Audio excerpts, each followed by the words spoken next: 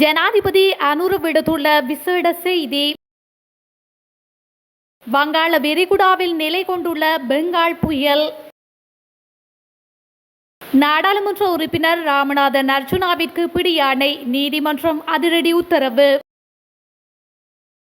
யாழ் வல்வெட்டித்துறையில் இடம்பெற்ற விடுதலை புலிகளின் தலைவரின் பிறந்த தினம். அரசியல் பழிவாங்கல்களுக்காக பயன்படுத்தப்படும் சிஐடி, முன்னாள் எம்பி குற்றச்சாட்டு.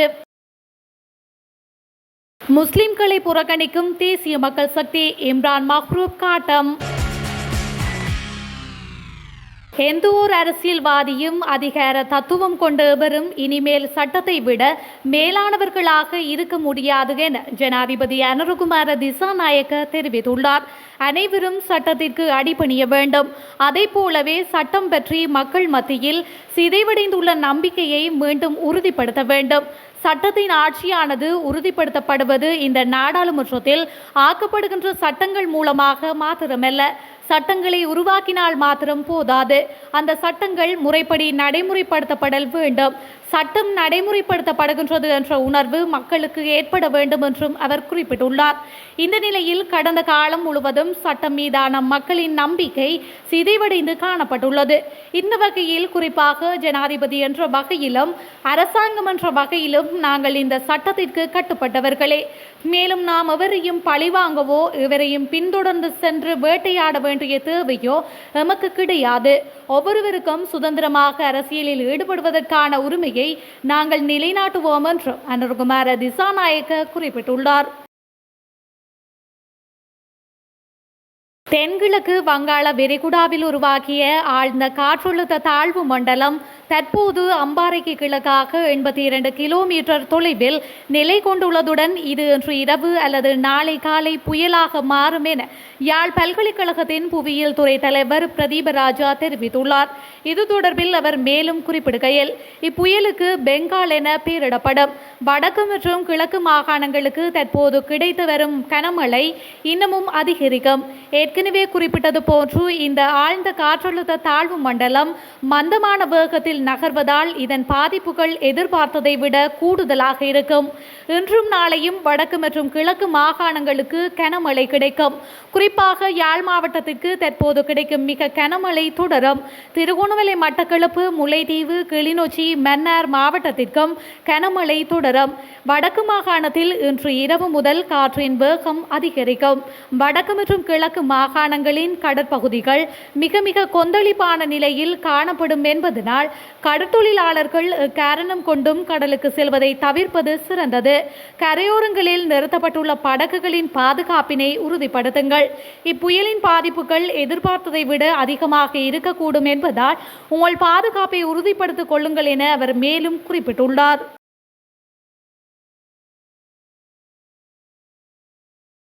நாடாளுமன்ற உறுப்பினர் ராமநாதன் அர்ஜுனாவிற்கு பிடியாணை பிறப்பிக்குமாறு கொழும்பு மேலதிக நீதவான் மஞ்சுளா ரத்நாயக்க உத்தரவிட்டுள்ளார்.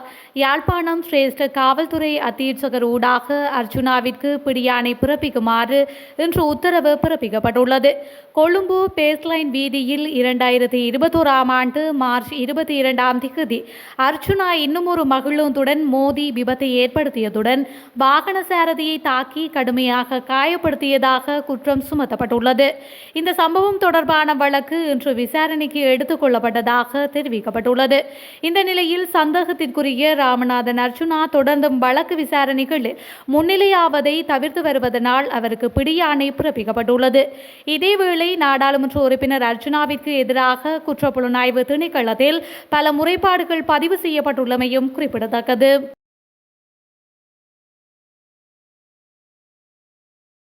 யாழில் விடுதலை புலிகளின் தலைவர் வேலுப்பிள்ளை பிரபாகரனின் 70வது பிறந்த தின கொண்டாட்டம் இடம்பெற்றது.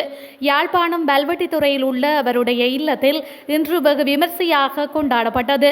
முன்னாள் வடக்கு மாகாண சபை உறுப்பினர் MK சிவாஜிலிங்கம் மற்றும் அப்பிரதேச மக்கள் ஒன்று திரண்டு பிரபாகரனுக்கு கேக் வெட்டியும் இனிப்பு மற்றும் மரக்கன்றுகள் வழங்கியும் பிறந்த தினத்தை கொண்டாடினர். பிறந்தநாள் கொண்டாட்டத்திற்காக தலைவர் பிரபாகரனின் புகைப்படத்தினை கொண்ட பதாகை ஒன்றும் அச்சிடப்பட்டு அங்கு காட்சிப்படுத்தப்பட்டிருந்தது. இதன்போது அங்கு வந்திருந்த வல்வெட்டித்துறை காவல்துறையினர் விடுதலை புலிகளின் தலைவருடைய புகைப்படத்தினை பயன்படுத்த முடியாது என்றும் அதற்கு சட்டத்தில் இடமில்லை என்றும் தெரிவித்திருந்தனர். இருப்பினும் அந்த புகைப்படத்தினை நீக்கிவிட்டு உங்களுடைய விருப்பத்திற்கு ஏற்ப பிறந்தநாள் கொண்டாட நிகழ்வினை நடத்துங்கள் என்று பொதுமக்களிடம் கோரிக்கை விடுத்திருந்தனர். இந்த நிலையில் அந்த கோரிக்கையினை ஏற்ற மக்கள் தலைவர் பிரபாகரனின் படத்தினை அகற்றிவிட்டு சிறப்பான முறையில் பிறந்த தின நிகழ்வினை நடாத்தியுள்ளமையும் குறிப்பிடத்தக்கது. அமைச்சர் விஜித ஹேரத் முஸ்லிம்கள் தொடர்பாக அக்குரணையில் தெரிவித்த கருத்துக்கள் ஏற்றுக்கொள்ள முடியாதவை என திருகோணமலை மாவட்ட நாடாளுமன்ற உறுப்பினர் இம்ரான் மஹ்ரூப் தெரிவித்துள்ளார். ஊடகங்களுக்கு இது குறித்து இன்று கருத்து தெரிவித்த போதே அவர் இதனை குறிப்பிட்டுள்ளார். இங்கு தொடர்ந்தும் கருத்து தெரிவித்த அவர், தேசிய மக்கள் சக்தியில் வெற்றி பெற்ற முஸ்லிம்களுக்கு அனுபவம் போதாமையினாலேயே அமைச்சரவையில் அவர்கள் எவரும் சேர்த்துக் கொள்ளப்படவில்லை என்று அமைச்சர் அங்கு தெரிவித்திருந்தார். தேசிய மக்கள் சக்தியின் ஒரு சிலரை தவிர ஏனைய அனைவரும் புதியவர்கள்தான். அவர்களுள் பலருக்கு தான் அமைச்சு பதவி வழங்கப்பட்டுள்ளது. இதேபோல குறைந்தபட்சம் முஸ்லிம்கள் ஒருவருக்கும் அமைச்சு வழங்கியிருக்கலாம். இதனை வழங்குகின்ற மனநிலை தேசிய மக்கள் சக்திக்கு இல்லை. இதனை மறைப்பதற்காகத்தான் அனுபவ குறைவு கதையை அமைச்சர் சொல்கின்றார் என்பது மிகவும் தெளிவாக தெரிகின்றது. இதனை விட அந்த சந்திப்பிலேயே முஸ்லிம் அமைச்சர் நியமனம் தொடர்பாக கேட்கப்பட்ட கேள்விக்கு அமைச்சர் விஜித ஹேரத் பதிலளிக்கும் பாணியை பாருங்கள். இதற்கு பரிகாரமாக தேசிய மக்கள் சக்தி ஒரு தேசிய பட்டியல் உறுப்பினரையே வழங்கியுள்ளது.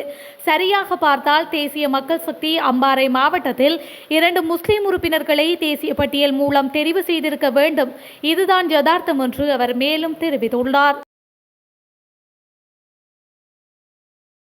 குற்றப்புலனாய்வு திணைக்களமானது அரசியல் பழிவாங்கல்களுக்காக அரசாங்கத்தால் பயன்படுத்திக் கொள்ளப்படுகின்றது என முன்னாள் நாடாளுமன்ற உறுப்பினர் சுஜீவ சேனசிங்க தெரிவித்துள்ளார். இது நாட்டின் பாதுகாப்பிற்கு பாதிப்பை ஏற்படுத்தும் எனவும் தனக்கு இழைக்கப்பட்ட அநீதிக்கு எதிராக சட்ட நடவடிக்கை எடுப்பேன் என அவர் மேலும் சுட்டிக்காட்டியுள்ளார். குற்றப்புலனாய்வு பிரிவினரால் பொறுப்பேற்கப்பட்ட அவரது சொகுசுகார் நேற்று கோட்டை நீதிமன்றத்தின் உத்தரவுக்கு அமைய விடுவிக்கப்பட்ட போது நீதிமன்ற வளாகத்தில் ஊடகங்களுக்கு கருத்து வெளியிடும் போதே அவர் இதனை குறிப்பிட்டுள்ளார். அவர் மேலும் குறிப்பிடுகையில், ஜனாதிபதி உட்பட அரசாங்கம் எனக்கு இழைக்கப்பட்ட அநீதிக்கு பொறுப்பு கூற வேண்டும். காவல்துறையினர் செயல்பட்ட விதம் தொடர்பில் என்னிடம் மன்னிப்பு கோர வேண்டும். தேர்தலுக்கு 10 நாட்கள் இருக்கும்போது இந்த செய்தியை பிரசித்தப்படுத்தினர். என்னை சிக்க வைப்பதற்காக குற்றப்புலனாய்வு திணைக்களம் மேற்கொண்ட முயற்சிக்கு 100 லட்சமாவது செலவு ஏற்பட்டிருக்கும். தொடர்ச்சியாக இவ்வாறான நிர்வாகம் முன்னெடுக்கப்பட்டால் இந்த நாட்டுக்கு சிறந்த எதிர்காலம் அற்று போகும். நாம் நியாயமான அரசியலிலேயே ஈடுபடுவோம். எனக்கு இழைக்கப்பட்ட அநீதிக்கு எதிராக நான் சட்ட நடவடிக்கை எடுப்பேன். பதவிகளை தக்க வைத்துக் கொள்வதற்காகவும் பதவி உயர்வுகளுக்காகவும் எந்த ஒரு அதிகாரியும் இவ்வாறு செயற்படக்கூடாது என்று அவர் மேலும் தெரிவித்துள்ளார். புதிய அமைச்சரவையானது இனம், மதம் மற்றும் சாதி அடிப்படையில் அமைக்கப்படவில்லை என அமைச்சரவை பேச்சாளர் நலிந்த ஜெயதிச தெரிவித்துள்ளார். புதிய அமைச்சரவை நியமனங்களில் முஸ்லிம் பிரதிநிதிகள் இல்லாதது குறித்து எழுப்பப்பட்ட கேள்விகளுக்கு பதிலளிக்கும் வகையில் அமைச்சரின் இந்த கருத்து வெளியாகியுள்ளது. அத்தோடு அமைச்சு பொறுப்புகளை கையாள்வதில் மிகவும் திறமையான நபர்களை தாங்கள் தேர்ந்தெடுத்ததாகவும் நலிந்த ஜெயதிச குறிப்பிட்டுள்ளார்.